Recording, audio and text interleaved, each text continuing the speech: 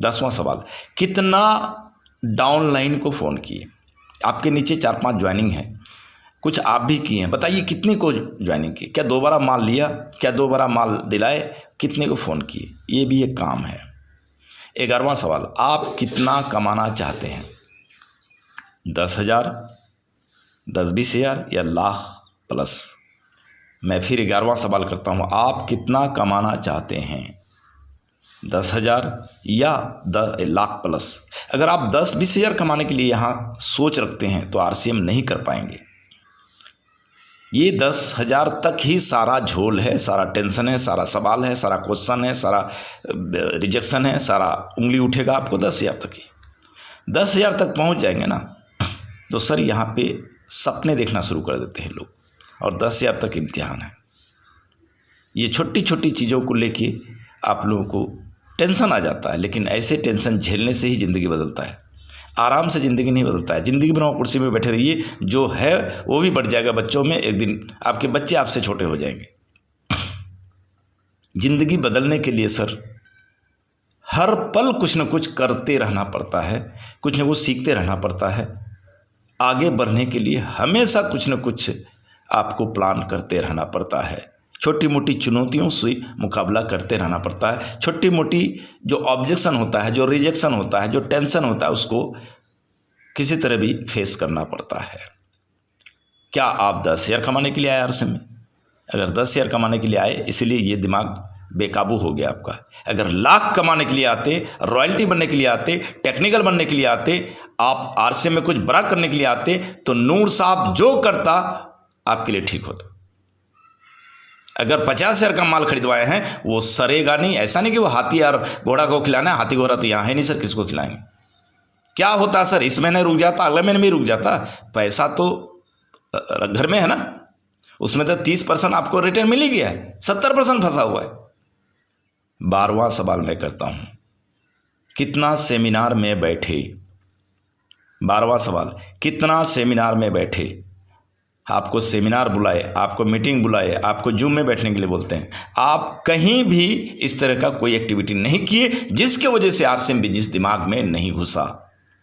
अगर आपको रॉयल्टी बनना है, टेक्निकल बनना है, तो रॉयल्टी टेक्निकल के भीड़ में, मीटिंग में, संगत में जाना पड़ेगा। अगर आप आरसीएम में कुछ बड़ा करना चाहते हैं तो बड़े लोग जो आरसीएम में हैं उसके संगत में, उसके बातचीत में, उसके जो सेमिनार होता है उसमें आना पड़ेगा। अगर नहीं आ सकते हैं, I am sorry sir, meeting जो नहीं आ सकता है इस बिजनेस को नहीं कर सकता है। मीटिंग हम लोग का कोचिंग सेंटर है, अपलाइन आपका टीचर है, फील्ड में बातचीत पब्लिक से करना ये हमारा स्कूल है।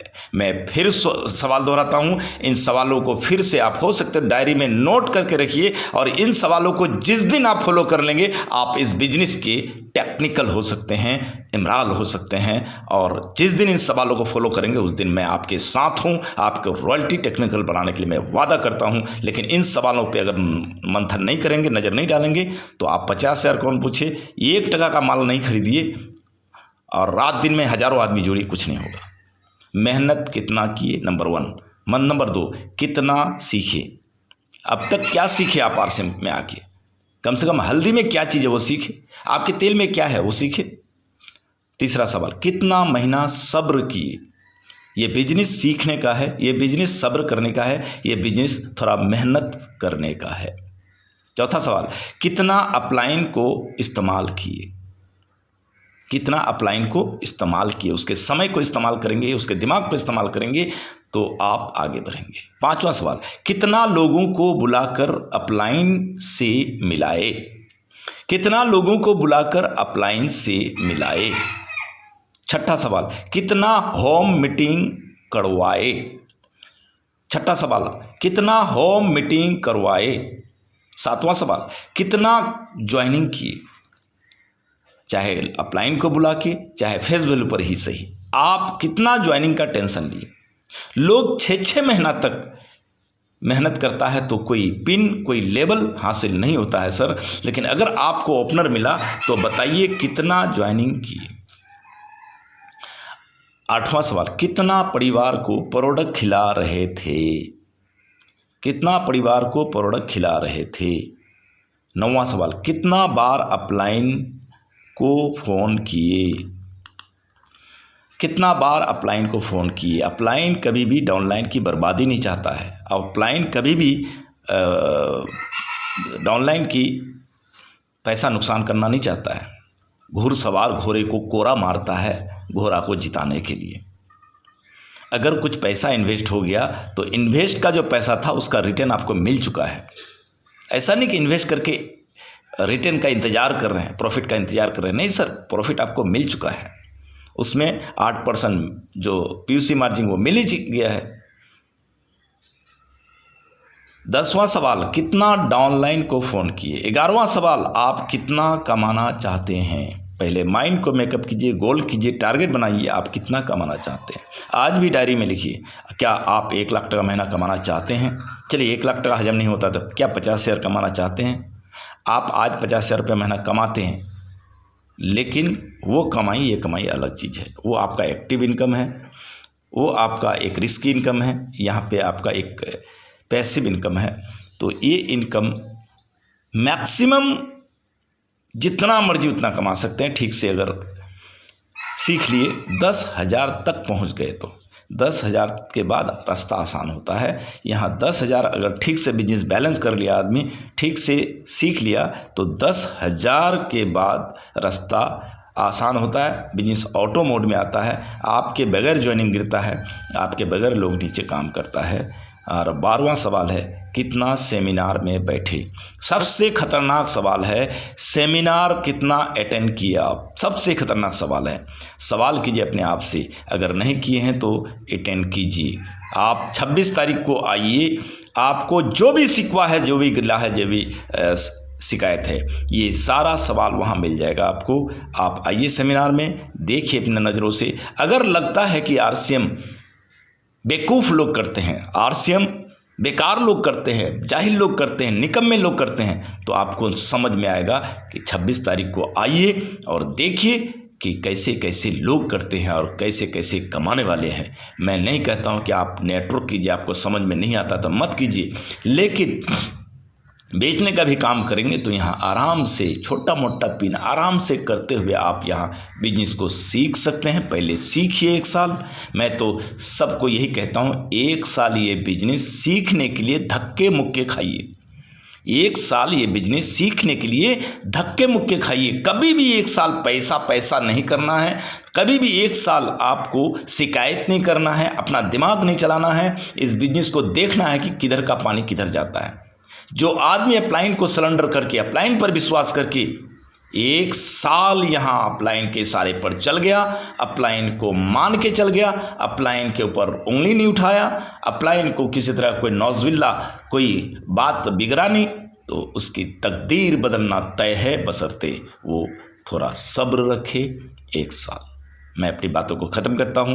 मैं जितनी सवाल किया हूं, सवाल को चेक कीजिए, क्या आपने उस सवालों का कुछ भी आपके पास जवाब है? अगर जवाब नहीं भी है, यदि आप अपने आप को महसूस करते हैं कि हाँ मैंने ये गलती किया, ये सवाल का जवाब मेरे पास नहीं है सर, मैंने कभी किसी को फ़ोन नहीं किया, मैंने कभी कुछ एक्स्ट्रा नहीं सीखा, मैंने कभी सब्र बेसब्र हो गए, बेकाबू हो गए, जल्दीबाजी में हम माल घबरा गए, कितना अपलाइन को हमने कभी इस्तेमाल नहीं किया, कभी हमने कभी बुलाकर किसी को किसी से नहीं मिलाया, होम मीटिंग नहीं किया, ज्वाइनिंग हमने ज़्यादा नहीं कर पाया, कितना परिवार को खिलाना चाहिए था मगर परिवार को नहीं खिला पाया, और अपलाइन को फ़ोन फान नहीं किया, डाउनलाइन को फ़ोन फान नहीं किया। और कमाने का तो टारगेट बड़ा है सर, लेकिन का चाहते हैं, लेकिन कैसे होगा? अपने आप से सवाल कीजिए और सेमिनार में बैठेंगे, इन कुछ सवालों का जवाब को अपने आप में मंथन कीजिए। उसके बाद ये कहिएगा कि गलती नूर साहब की है या मेरी है, कहाँ हम फंस गए, फंसा दिया, या हम आपके लिए सपने देखे थे, आपको आगे बढ़ने के लिए चाह रहे थे, आपको आगे ले जाना चाहते थे। अपलाइन शुरू में धक्के मार के स्टेज में चढ़ाता है, तब जाके वो स्पीकर बनता है।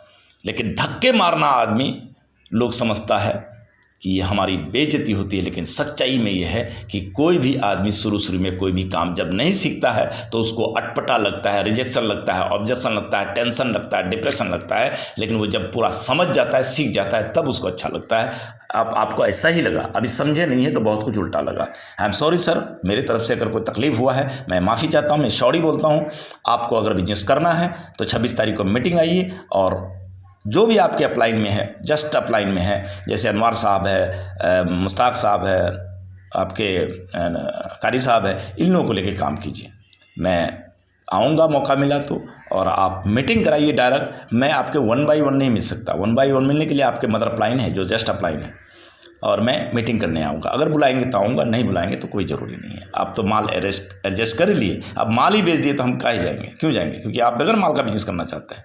स्टॉक में कम से कम थोड़ा बहुत माल रखिए, कम से कम 10-20 शेयर का ही रखिए, जो समझ में आता है रखिए। लेकिन ज़रूरी है कि वो माल रखना है जिस माल में लोगों को आदत लगता है, जिस माल को खाने से लोगों का बीमारी दूर होगा, जिस माल में दवा है, जिस माल में इलाज है, वो माल रखने की ज़रूरत है। हमारे कंपनी का मिशन है स्वास्थ्य रक्षा मिशन। हमको लोगों को स्वस्थ करने के लिए 2 काम अहम करना है। पहला काम है कि उसको घर में प्रोडक्ट ले जाके चखाने की ज़रूरत है, उसको चखाने की ज़रूरत है। दूसरा है कि वो प्रोडक्ट देना है यूज़ करने के लिए, वो चखाना है जो उसके सेहत को फ़ायदा पहुंचाए। जी, ये मेरा मिशन है। ये सारी बातें अगर आप ही जान लेते तो आप मास्टर क्यों नहीं हो जाते, आज से मैं पहले रॉयल्टी टेक्निकल क्यों नहीं हो जाते। ये चीज़ हमारा मिशन होता है, ये हमारा प्लान होता है। वहाँ अगर 20 पुड़िया हल्दी गया है तो कम से कम 20 घर में जाएगा तो 20 आदमी का फ़ायदा पहुँचेगा। उसमें जो गुण है, उसको जो क्वालिटी है, उसका जो दवा है उसका।